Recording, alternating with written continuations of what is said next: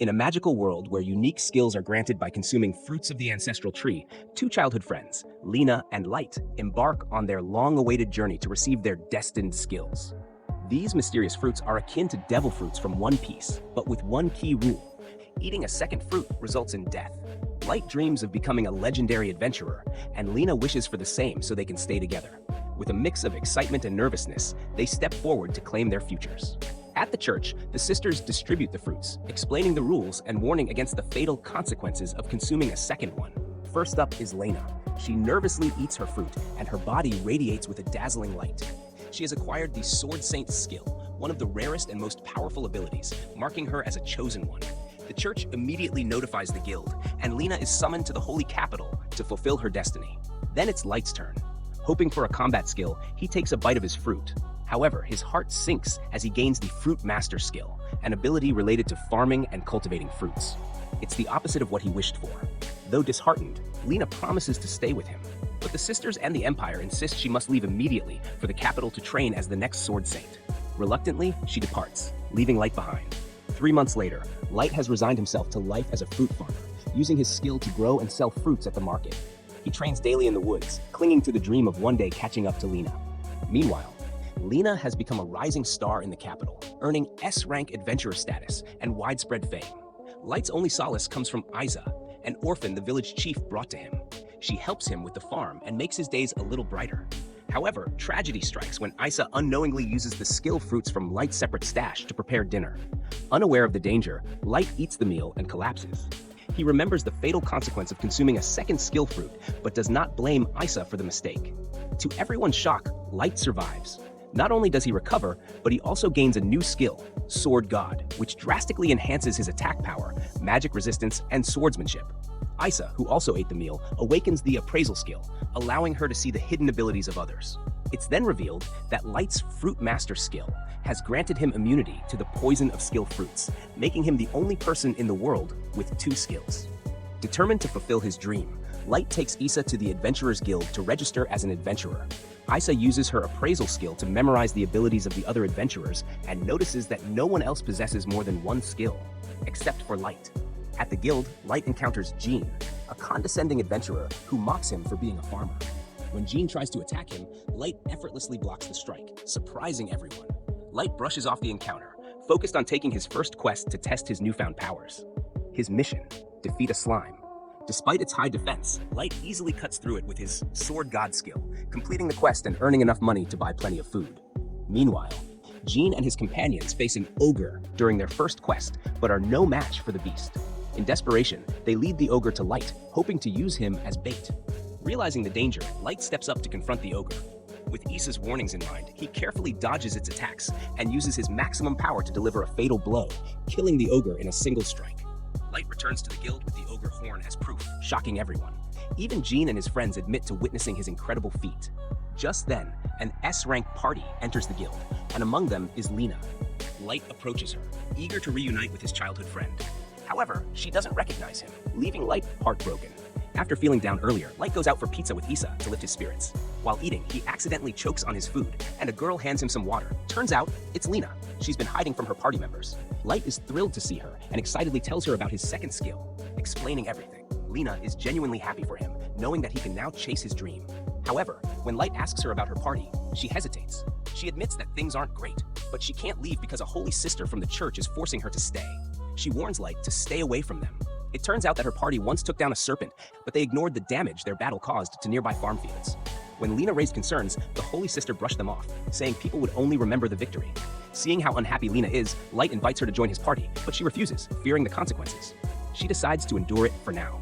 Back at the guild, Light earns 10,000 gold for slaying an ogre, but he can't celebrate. He's still worried about Lena. Isa points out that Lena's party is in a private room, and when they peek inside, they see the leader, Grouse, partying with women. He's nothing more than an arrogant show-off. Suddenly, a guild receptionist enters, informing them that their reckless actions have caused a reservoir to dry up. Grouse dismisses it, claiming that small sacrifices are inevitable. Light steps in, demanding Lena's release from their party. However, Grouse kicks him out, stating that only S-rank adventurers are allowed in. Even the other party members warn Light that if he gets involved, the Holy Sister will come after him.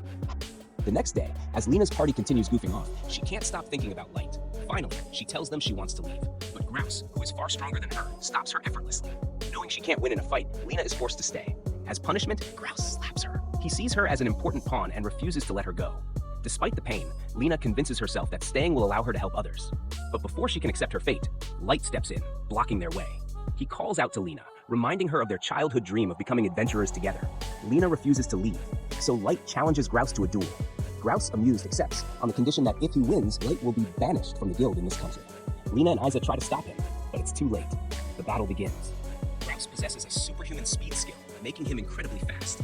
He strikes first, and though Light manages to block it, he realizes that Grouse is far stronger than he expected. The sheer weight of Grouse's blows is overwhelming, and Light quickly finds himself on the defensive. His sword is shattered from the force of an attack. Grouse then offers Lena a cruel deal. If she swears to obey him for life, he'll spare Light's life. But Light isn't done yet. Seeing his determination, Lena places her faith in him and stands by his side. Furious, Grouse moves to finish Light off, but Light finally understands his mistake. He had been trying to match Grouse's speed, which wasn't his strength. Instead, he focuses purely on his instincts and counterattacks.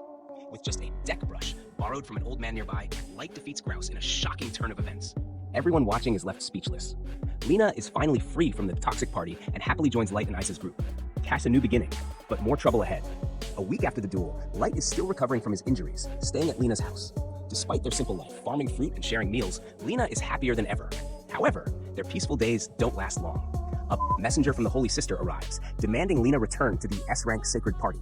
But Lena refuses. She wants to be an adventurer on her own terms. Angered, the Holy Sister uses her influence to punish them. She manipulates the guild into giving them only low-paying, downgraded jobs. But Lena doesn't care. She happily accepts the work, embracing her new freedom. Their first jobs? Rebuilding homes, fighting sewer rats, and finding missing cats. They work tirelessly, but after an entire day of labor, they barely earn enough for 3 pizzas. Even so, Lena is grateful, and for the first time, she sees Light smiling too. Though this isn't the glamorous adventurer life they dreamed of, Light is happy just being with his friends. Wanting to celebrate their journey, he suggests they perform an invocation, a vow to wish each other good luck, just like a scene from One Piece. However, trouble is brewing. The Holy Sister isn't done with them yet. She forces the guild to assign Lena a dangerous S-rank job, hoping to make her regret leaving Sacred. As Lena shares the news with Light and Isa, episode 2 ends on a tense note. Stay tuned for the next episode. For more updates, subscribe and hit the bell icon so you don't miss the next chapter in Light's journey. Until then, take care. This version improves readability, keeps the action exciting, and makes the story flow naturally. Our new Vannon begins with Haruto, who became shut-in for 5 years after being bullied at school. Then suddenly, a flash of light occurs and a goddess welcomes him to heaven. She carefully chooses Haruto to be reincarnated since he died in his room. The goddess is about to reincarnate him into a magical world, so she blesses him with a set of overpowered skills.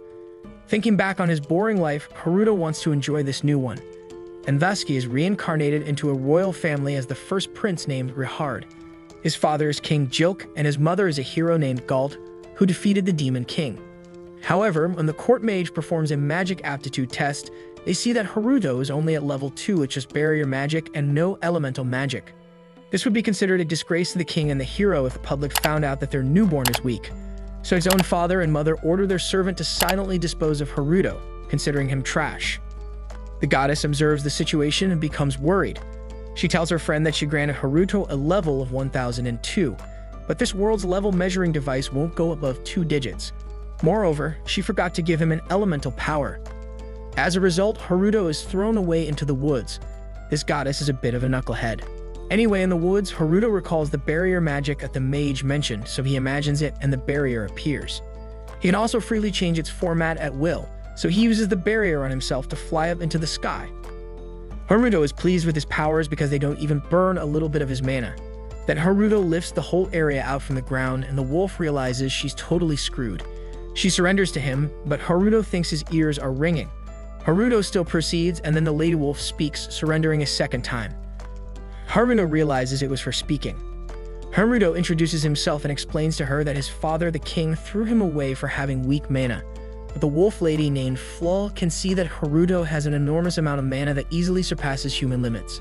Seeing this, Flaw mistakes Haruto for being a demon king, and Haruto goes along with her imagination, saying that he was a demon king in his previous life.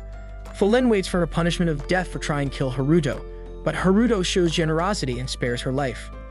Haruto uses his barrier to create a telepathic link between them to transfer their thoughts. Then, a man arrives claiming to be Haruto's relative.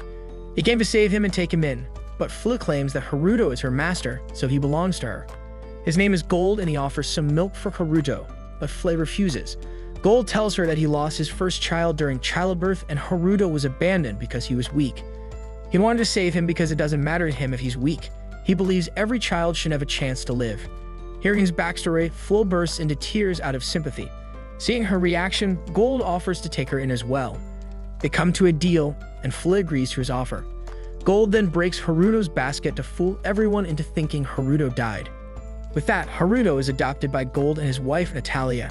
9 years go by, and in that time, Haruto gets a little sister named Charlotte. However, it's clear she doesn't like him.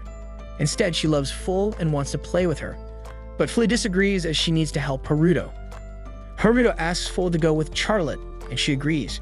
Natalia tells Haruto that Charlotte is perhaps shy around him because he's a boy but is carefree when she's with Flo. Natalia wants Haruto to be social since he's the heir of their family and suggests he do something special for Charlotte to bond with her. However, Haruto is planning to leave home once he comes of age. He even made a clone with a barrier, but doesn't move or talk. If he were to go off on his own, naturally Flo would follow him, and if that happens, Charlotte would hate him for her entire life. Then Gold calls Haruto out to the yard because he wants to train him in swordsmanship since Haruto has the lowest amount of mana. Haruto knows he won't get away from it. Also, Gold is a seasoned warrior at the top-notch level, nicknamed Earth-Shattering Warhammer, so Haruto uses a barrier on himself to make up for his lack of physical strength. When Haruto tries to strike, Gold sees the powerful attack and dodges it in time because it's powerful enough to put a dent in the ground. Gold is surprised to his core. However, Haruto still thinks that he's at level 2 because when he tested himself, his level showed as 002. But even with that level, he can do anything he wants with his barrier magic, even if he lacks elemental power. Later that night, Natalia notices that Gold is lost in thought. Gold tells Natalia that he trained Haruto today, but after seeing his powers, he thinks Haruto might be a reincarnation of a demon. There are records that one of the royal family members got involved with a demon, so it could be possible that Haruto has demon traits in him. Since the demon wolf, Flo, considers him her master, it could be possible. However, both Gold and Natalia don't care and want Haruto to live a normal and happy life.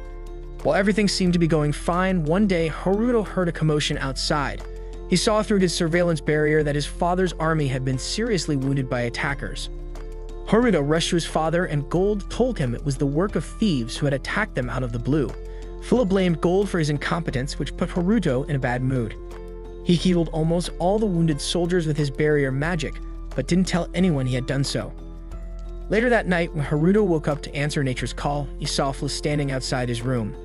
Haruto realized she was still upset because he had gotten angry at her earlier. She really was cute.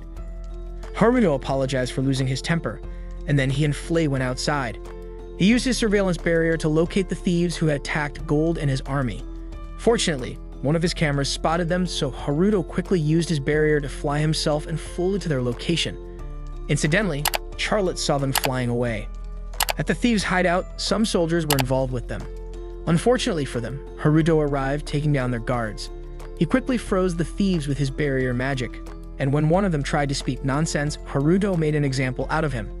After tying them up, the captain of their group told Haruto that they were soldiers of the neighboring empire infiltrating to cause chaos. They even had a mole working for them, helping them pass the borders of the empire. That was all they knew. Haruto realized that someone more influential than Gold must be behind this plan. The attackers begged for their lives, but Haruto ordered Flo to burn down the entire fort as he couldn't spare those who had attacked his father. Flo burned it all down. Now the matter at hand was to find out why the Imperial soldiers were involved in attacking his father. For the time being, Haruto sent an anonymous letter to inform Gold about this. He mentioned the mole at the border and how he had taken down the thieves and their fort. Somehow, Gold also suspected the involvement of the Imperial family. Meanwhile, Charlotte wanted to know who had helped them. Gold suspected Flo given she was a demon and a powerful one at that, but Charlotte remembered seeing Haruto and Flo flying. She asked Flo thinking there were 2 Harutos. When she saw Haruto flying, she ran to his room but found him sleeping like a log. However, she couldn't sense Haruto's overwhelming mana while he was asleep. Flo was impressed that Charlotte could sense Haruto's mana and as few people could do that. Charlotte wanted to know more about Haruto's powers, but Flo kept silent. Charlotte later told Haruto about this, and he started setting up more surveillance barriers to keep an eye on her movements as he wanted to hide his powers from her.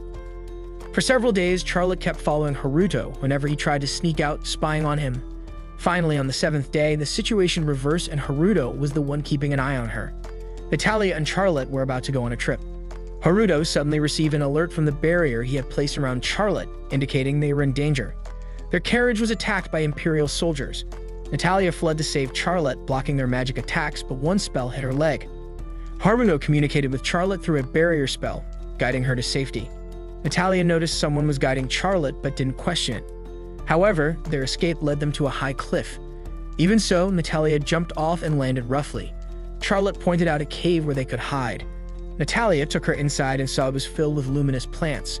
She told Charlotte she would go out to find the hero who had helped them reach the cave and asked Charlotte to stay hidden. Just as Natalia left, the cave was covered by an illusion spell and the attackers found her. Natalia considered ending her life rather than being captured, but her dagger was shattered into pieces and an electric shock knocked her out. Haruto arrived just in time, furious that these men had harmed his mother. With a single command, he sent them flying away. He brought Natalia into the cave, asking Charlotte to look after her. She stopped him and asked if he was the hero who saved people and punished sinners. Haruto hesitated, as it was such a childish question, but eventually, he went along with it and accepted the role of a hero, asking her to keep it a secret. After cleaning up the mess, Haruto returned home and Gold got the news of their situation. He wanted to thank the mysterious hero who had saved them. Gold then asked Haruto about the incident, but Haruto remained calm, not worried about the Imperial soldiers, which Gold believed. Natalia and Charlotte then returned home and Gold was relieved to see them safe. For the first time, Charlotte showed affection for her older brother, shocking both of her parents. She kept it a secret that Haruto was the one who had helped them. As episode 3 starts, Charlotte now goes to Haruto every day to play with him, and Haruto doesn't dislike it, especially seeing her cuteness. However, Charlotte gets drawn to his surveillance screen and thinks it's ancient magic. Haruto explains that it's hard to learn wasp magic without proper information. Charlotte then takes Haruto to the castle's library, and he realizes for the first time that their castle has a library. Charlotte picks up a few books on ancient magic like a real librarian because their mother, Natalia, and Fool always read these books to her.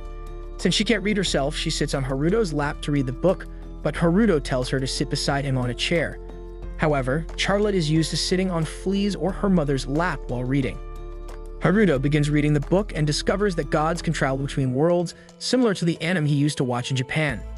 Hearing this, Charlotte becomes excited and wants to know more about anime. Haruto tries to explain that it would be difficult for her to understand, but she insists. So Haruto simply explains that anime is like moving pictures. Seeing Haruto's enthusiasm, Charlotte wants to see anime as well. Haruto is swayed by her cuteness, and after 2 weeks, he somehow brings Google into this world. Since there were many genres, Charlotte gets a bit confused, but she eventually chooses a magical girl anime and becomes instantly captivated by it. However, the anime is in Japanese, so she wants to learn the language even though she's still a child. Haruto goes along with it and teaches her the basics. She turns out to be a genius, mastering the language in just 2 hours, and soon she starts searching for word meanings on Google herself. 2 weeks pass in an instant, and Charlotte's love for anime grows fully, especially for zombie and Power Rangers type anime. Haruto doesn't want to let her watch anime all day long, but she looks so cute while enjoying her shows. However, it could affect her health, so as a big brother, Haruto decides to be a bit strict. Since she's becoming an otaku, Charlotte wants to start another season of anime, but Haruto stops her, setting a ground rule of watching anime for only 3 hours a day as it's not healthy for a kid to watch that much TV. This comes as a real shock to her. At dinner, Charlotte is dozing off, so Gold asks Haruto what she's been up to as she spends all her time with him. Charlotte quickly gets up to tell them that she's studying ancient magic with Haruto. After dinner, Charlotte continues to follow Haruto with her puppy dog eyes for more anime, but Haruto is firm about the 3-hour rule. She can tags along in the bath because she has nothing else to do besides watch anime. Typical otaku behavior. Charlotte notices Haruto's royal birthmark, but she has no idea it's a royal mark and instead thinks it's a hero's mark. Finally, when it's night, Charlotte is still sticking to him while their mother, Natalia, enjoys herself and supports Charlotte from afar. Then the day comes when Gold leaves to wipe out the remaining thieves and Charlotte starts worrying about him. She wants Haruto to do something since he's the hero of justice. Haruto, once again swayed by her puppy dog eyes, gives in. She wants Haruto to transform like a hero, so he fulfills her wish by choosing the look of La Luxe Vie Britannia. Charlotte wants to tag along as well, but Haruto refuses because it's dangerous, seeing her sad. Haruto gives her a live surveillance feed, which brightens her up. Haruto then finds those thieves and traps them with his barrier. It's way too easy. He confronts them to give Charlotte a live anime experience. After defeating them, Gold arrives and isn't hostile toward Haruto, asking for his name. Haruto, unable to come up with anything, names himself Still Pending. Honestly, it's the crappiest name and even Haruto knows it. Gold wants to know his motive, so Haruto has to go along with cheesy hero dialogue to make her happy. This cheesy hero, Still Pending, becomes an embarrassing reality with many heroic deeds. After a few days, Haruto successfully creates a working clone of himself, but it becomes a carbon copy. Charlotte, who is right there, becomes confused seeing two brothers. Then Haruto and Charlotte are called out because the crown prince and princess are visiting them. Haruto knows they are his blood siblings, but when Gold greets Princess Miran first, Prince Lise thinks Gold disrespected him for being second. Lise is a cocky brat, but Gold apologizes. Miran tells him to mind his manners, but the brat starts insulting his own older sister because he sees Miran as a tool for political relationships. Haruto can't believe what his royal mother and father have been teaching him. Prince Lise continues his tirade and looks down on Haruto because he's Gold's adopted son and a weak level 2. He gets cocky and challenges Haruto to a duel in the yard to teach him a lesson. Haruto notices that Lise is at level 9 and could max out at 40. Lise takes the first swing, but Haruto dodges it quickly. Lise then orders Haruto not to dodge because he wants to teach him manners, so Haruto complies. But no matter how much Lise attacks, Haruto's barrier protects him. Lise becomes frustrated and demands Haruto fight back. This is what Haruto wanted to hear. He gets back in the game and beats up Lise hardcore. Miran intervenes, telling Lise to stop because he's making a fool of himself. His ego hurt, Lise uses a fireball to harm Haruto, but Haruto cancels his spell. Once again, Miran tells Lise to stop, but he thinks Haruto is cheating because it takes an intermediate mage to cast Magic Absorb. Hearing this, Haruto decides to return every fireball he absorbed, and Lise has no choice but to admit defeat. As a big sister, Miran apologizes to Haruto, but he doesn't mind and takes his leave. Haruto wonders if his royal mother and father are still keeping tabs on him, but then again, they did throw him away for being weak. Haruto realizes anything is possible. And with that, our Tama, once a foolish knight who met an embarrassing end at the hands of some lowly thugs, awakens in a dark labyrinth with fragmented memories of his past life. But to his shock, he has been reincarnated, not as a human, but as an S-rank behemoth, a creature so powerful that it can obliterate entire nations overnight. Despite his overwhelming strength, when Tama catches sight of his reflection, he is horrified to find that he now resembles nothing more than a dumb little cat. Soon after, a pathetic E-rank adventurer named Raru appears. Overcome by hunger, he is forced to bite the slime-like creature only to discover that it tastes strangely sweet. More importantly, he realizes that he has gained the monster's skills upon consuming it. Understanding the implications of this ability, Tama embarks on a food hunt, devouring various creatures, from flying lizards to rock monsters. Each meal grants him their unique abilities, further enhancing his already godly strength. However, his adventure takes a sudden turn when he stumbles upon what appears to be a treasure chest containing a red crystal. Excited, he reaches for it, but like a cruel trick straight out of a Souls game, it turns out to be a trap, teleporting him onto the back of an S-rank Earth Dragon. The battle is fierce. Tama's attack barely leaves a scratch on the dragon's hardened scales, while the dragon's counterattack sends him flying, causing him to bleed. Just as the beast moves to finish him off, he manages a last-minute counter and uses the chaos to escape through a cavern opening. Meanwhile, in a distant city, a stunning elf adventurer named Era, thicker than sin, begins her day. She arrives at the labyrinth entrance via boat, easily bypassing the guards with her special pendant. Back in the labyrinth, Tama barely clings to life as he stumbles toward the exit, only to collapse from blood loss. Before death can claim him again, Era discovers him and takes him home. When Tama regains consciousness, he finds himself bandaged and resting in Era's house, being nursed back to health by the busty elf. He is instantly overwhelmed by the sight of her beauty and generous plot, but what surprises him more is that Era seems completely unaware that he is actually a world-ending behemoth. For days, she tenderly cares for him, feeding, nurturing, and even sleeping beside him. As he recovers, Tama grows deeply attached to her, vowing to protect her at all costs. One day, Era leaves for the labyrinth and Tama secretly follows, fearing she might meet a gruesome fate akin to the women in Goblin Slayer. However, when she encounters a group of goblins, she easily slaughters them, taking their ears as proof of her kill. Just as Tama begins to relax, a goblin mage appears, launching a fireball directly at Era. Frozen in fear, she is unable to react, forcing Tama to intervene. He pushes her out of the way and slashes the goblin's ugly face, sending it plummeting to its death. Era, astonished by her pet's unexpected bravery, showers him with affection on their way back to town. At the guild, a sleazy adventurer named Kuzman, sporting a tragic haircut, approaches Ara, demanding she join his party so he can sire elf children with her. Disgusted, Tama bites his hand, preventing him from laying a finger on her. Infuriated, Kuzman tries to retaliate, but Tama effortlessly rearranges his face with a well-placed claw strike. Just before Kuzman can escalate the situation, the guild receptionist, an intimidating ladyboy named Anna, steps in, threatening to personally clap Kuzman if he dares lay another hand on Era. Terrified, Kuzman flees. After saving Era twice, Tama is officially declared her pet, much to his delight.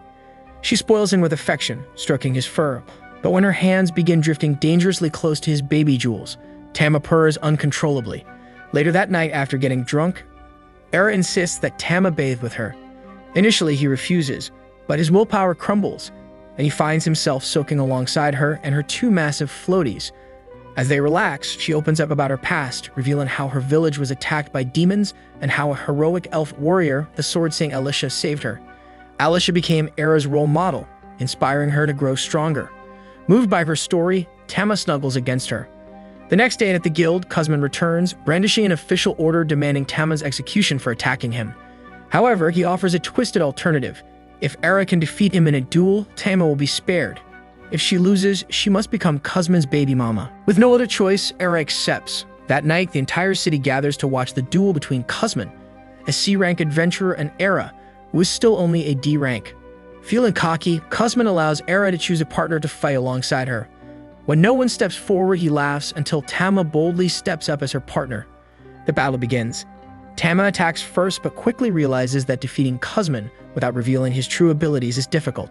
Era seizes the opportunity to strike, but Kuzman easily counters, knocking her down. Just as victory seems within his grasp, Tama makes a choice. Using his true strength, he launches Kuzman across the arena, sending his sword plunging straight into his own groin.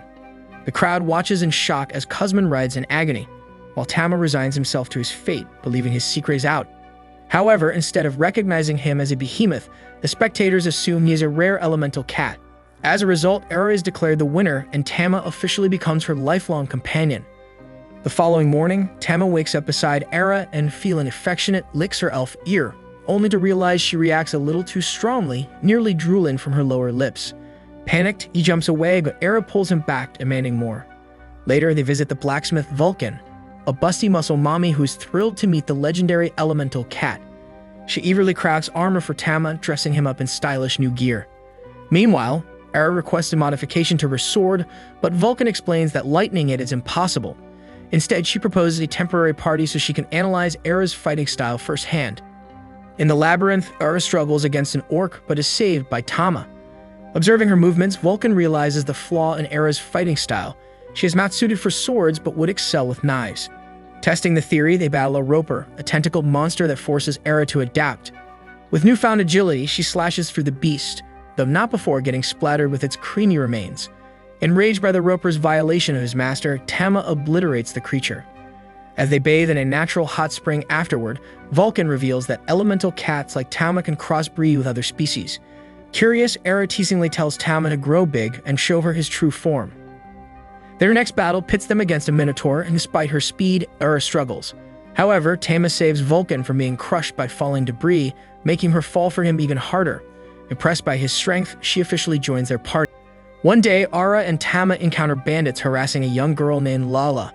Seeing Tama on Era's shoulders, the bandits flee in terror. Era takes Lala to an orphanage, where she is warmly welcomed by the nun. Tama silently vows to always support Era in her kindness. Later, at the guild, Anna congratulates Era on reaching C rank. However, the celebration is cut short when an emergency quest is announced. People are vanishing in the town of Rald, and demons may be responsible. Without hesitation, the noble and busty warrior volunteers for the mission, setting the stage for their